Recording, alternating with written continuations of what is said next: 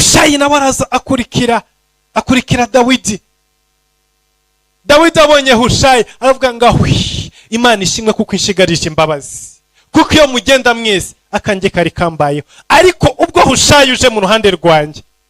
Imana ihabwa icyubahiro. Atariko nta kintu wakora turi kumwe, ahubwo ndakwinginze ihinduranye wigire nkaho nawe wayobotse Abusalomu, ugende wicaye ruhande rwa Ahitofeli, kuko nta wundi muntu ushobora kudetruiza kunaniza Ahitofeli keretse wowe, kuko umwuka wo kujya inama uri ku buzima bwawe ni ushobora guhangana n'umwuka wo kujya inama uri ku buzima bwa Ahitofeli. None rero rusubira ugende wicaye ruhande rwa Ahitofeli mu bwami bwa Abusalomu, wiyoberanye wigire nko waje gufasha Abusalomu, hanyuma Ahitofeli nazajya ajya inama zo kungira nabi, nawe ujye ubasha kuzirogoya, kuko nta wundi wakomveka